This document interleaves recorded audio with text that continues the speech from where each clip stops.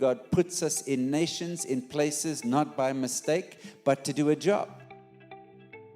What if we opened our eyes to the needs of our colleagues, of our leaders, of our subordinates, and we were a priest on their behalf?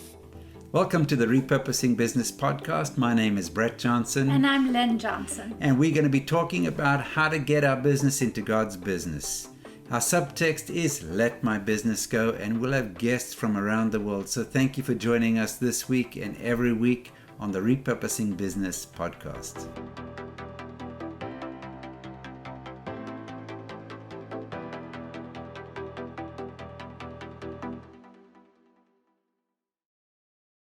Welcome to the Repurposing Business Podcast. This week we're talking about miracles in the area of marriage. Now, we had a trip to South Africa many years ago, and as is customary, when we send a team out, we have others come in and pray for them, commission them, and just pray over what God might want to do with that team. At the end of one of those prayer times, a friend said that she felt that God was going to use this particular team to restore marriages. And I looked around, and most of our team were single women. They weren't married. When we got to South Africa, it turns out most of our clients were married men. And we didn't actually talk about marriage except when we talk about the partnering between husband and wife, when we address the question of partnering in business. Now, let me just say that as we look at the themes that are quite common when we do our repurposing business consultations. One is that when we talk about the purpose of business, it raises questions of personal identity. And when we talk about profit, for example, it raises issues of fear or control or greed. So there are some correlation in things that we've seen. And certainly when we've spoken about partnering, then questions of marriage have come up. Well, in this particular case, nothing seemed to happen as we went through a 2-week consultation. But on the last day, what happens is that the businesses who've been through the 10-day consultation then make a presentation and say, this was my business before, these are the things that I've learned, this is what God's spoken to me about, this is what I want to do with the business going forward. Well, the first guy got up and he called his wife up to the front. And she was quite surprised, but she came up, and publicly, in front of other people, he apologized for years of verbal abuse, of being emotionally distant, and so forth. Well, he was in tears, she was in tears, I certainly was in tears, just about everybody was in tears. I mean, it was very unexpected. And yet there had been that prophetic word about the team being used to heal marriages, but there was no sign of it really during the week. Anyway, that went through. We prayed for that couple. The next couple got up, and the guy got up, and it was a friend of the previous guy, and he said, look, we didn't plan this, I didn't discuss this, but called his wife up. Same story. Apologized to his wife, asked for forgiveness. He cried, she cried, we cried. The next person came up, and one after the other, 5 guys in a row called their wives up and apologized. Actually, I think person number 5 had been going through a difficulty in his marriage, and his wife, they were separated, and so she wasn't actually there. So what happened was that he made his presentation. He talked about how he'd messed up personally, he'd had an affair. And so we gathered around him to pray for him at the end of the time. And as we began to pray, a woman walked up the aisle. And Lynn, my wife, looked at her and said, are you the wife? And she said, yes. And she spoke into his life. And then the very last guy who got up, young guy running a software training business, I said to him, just in jest, you better have something to confess. And he said, oh, I was worse than these guys. And he got up and he said, my business has been my cave. It's been my one space. And I've kept my wife out of my business. And so what happened was that he called her up, apologized. And again, 6 of the companies in a row the CEOs, managing directors, lead people got up and apologized to their wives. Well, as this went on, at the back of the room, it turns out that one of our consultants didn't have a good marriage, and he and his wife reconciled. So 7 marriages in a row. And it's amazing how, as God begins to work on our lives in the context of our business, it then surfaces all of the family things. When I was leading a church, I was kind of set on the notion of first you get somebody's personal life sorted out, then you can sort out their business life. But I've certainly changed my approach and just say, look, your business is your calling, your work is your worship, your ministry and your business are the same. Therefore, you need to get these other core things in place: your identity, your view on finances, generosity, and certainly one's marriage. Let's shift countries to Indonesia. I'd been in Indonesia with one of my colleagues at the time, Dina Andrews, now Dina Hafenrichter, and we'd been doing some work on lemon leadership. And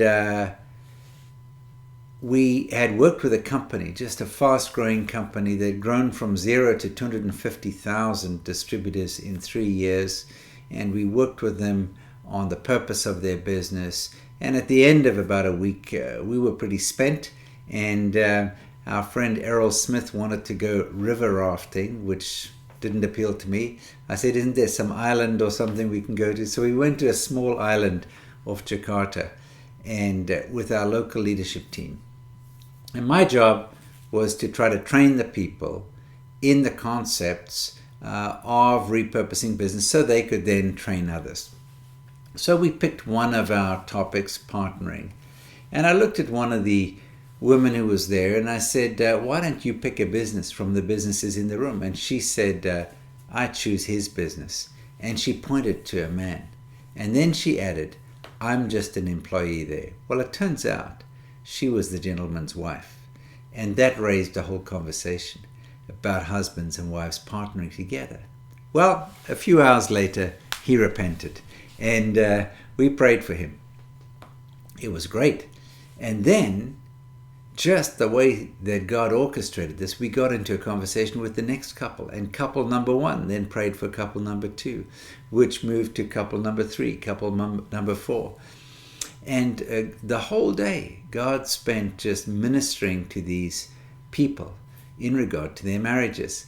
What was quite fascinating was that evening, Errol and Dina and I went to dinner. We got there just ahead of the other couples who were there.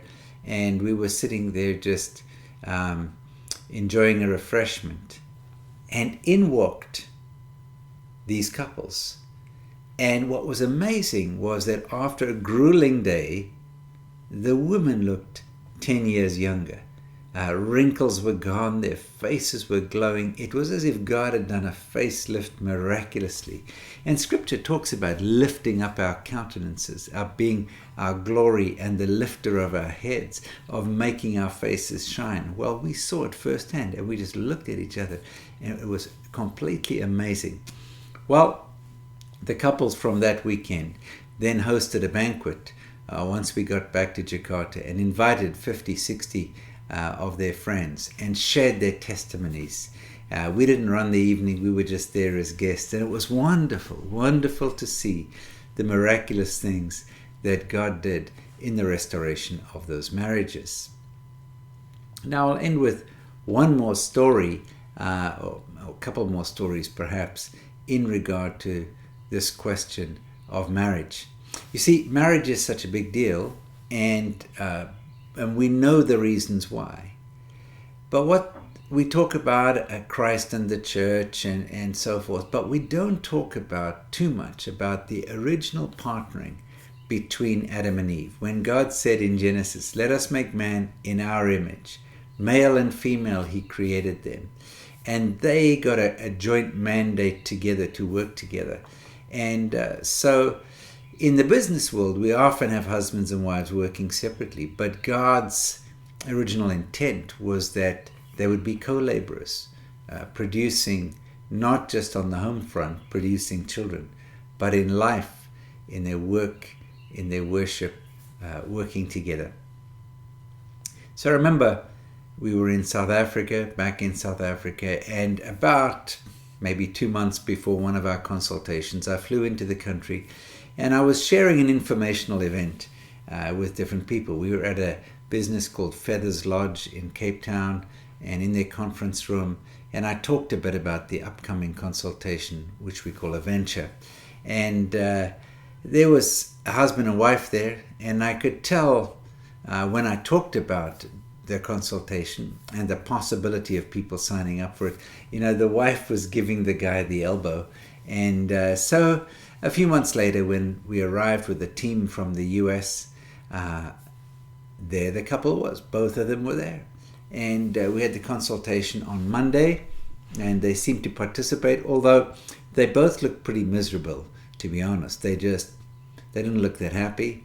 Tuesday, the consultants went and spent time in the business, and the business was doing staffing, temporary staffing. And on Wednesday, we had our workshop day again. And I didn't notice, but this couple was missing and their consultants. And what had happened was on the second day of the venture, when the consultants were spending one-on-one time with the couple, the wife looked at the consultants and said, "I want out." And they said, "You want out of what?" "I want out of the marriage," she said. "I've been married to this guy for maybe 12 years. We've seen counselors, Christian counselors have told us it's useless. I want out." So it was a bit of a shock. And the consultant, Sandra, from the US told me, I've spent 3 months training, I've taken my annual vacation, I've paid to come to South Africa, and my client bombs out on day number 2. It's not really good. So anyway, they spent time with a couple and asked them if they would be willing to have a prayer time with our intercessors. When we are doing a consultation, we always travel with intercessors, and the intercessors are praying as we are working with the businesses. It's just wonderful. And so in they went to go and spend a couple of hours, and the intercessors prayed for them, had some good insights into the situation, and the couple elected to come back into the workshop, which they did. Well, what went on for the next 2 weeks was very interesting. You see, it transpired that Corinne had never been into the company. And she'd never been into the company because this was his domain. This was his area. Plus, on top of it, he was having an emotional affair with one of the women in the office. And so he clearly didn't want his wife at the business. But she knew from God something was going on. And so when she came to the consultation with him, she had said to him, "Look, if something happens to you, I need to know what's going on in the business. Because, if you get run over by a bus," which she might have been hoping for, but that's a joke. But if something happened to him, she needed to know what was going on with the business. And so she came to this consultation. And then Jehovah Sneaky, as we call him sometimes in jest about one of God's names, was just doing an interesting thing. As they went through the consultation, she got ideas about the business, and she said, "Well, why don't we think of doing that?" And he said, "That's a good idea." And she said, "Why don't we do that?" And he said, "Yeah, that's another great idea." And over the course of the next 10 days, they began to collaborate around business ideas. Well, on the last day, once again, the businesses make a presentation. And this guy, Marius, he typically wore shorts to the workshops, golf shirt and shorts. I told him, "Marius, long broek, long pants. Tomorrow there'll be board members, there'll be family members. You need to dress up a little bit." Well, lo and behold, we arrive at the final day, and there is Marius in a suit. It looks kind of snug, tight, and the shirt is kind of tight on the collar, like he's grown a few inches since he last wore it. And there he is, but no sign of his wife. He gets up, first guy up, begins to make a presentation. And he talks about the fact that the marriage has been rocky. It's been difficult. But they're going to give it a go. And in walks Corinne in her wedding dress. And people were shocked. And so we had the opportunity to actually pray for them after they had recommitted themselves to each other, recommitted in terms of marriage vows to each other, rechosen each other. And interestingly, one of our consultants had got the feeling that we needed to break bread together, and had got some bread and some grape juice and pulled that out. And we actually had communion with them as they recommitted themselves to each other's marriage. Now, that wasn't the end of the story. It's a great start. It's a wonderful thing, but it's not the end of the road. So what happened then was my brother Doug began to work with them on lemon leadership, and they realized that the two of them were wired quite differently. And Doug's advice to them was that Corinne was better suited to run the business than Marius was. And bit by bit, as she got involved in the business, as she worked there, she actually took over the running of the business. And Marius went home and looked after the kids. And that went on for 6 or 7 years. And then Corinne wrote to me and said, when Marius's Nebuchadnezzar season, now we know King Nebuchadnezzar was the guy who ended up eating grass like an ox for a period of time, about 7 years, and then was restored as king. And so Corinne said when Marius's Nebuchadnezzar season was over, then she went back home, and he took over the running of the business until they sold it and moved on to other things. So just an amazing story. And Corinne and Marius' story is written up in the book Lemon for Lovers, and part of their story also written up, certainly the latest chapter is there, and part of their story also written up in the Extraordinary book. So we love it when God does miracles. Why? Because it's how God markets. It's how God does his advertising and promotion, is through signs and wonders. And this has been his pattern throughout history, especially with pre-believers or people who don't know Jesus yet.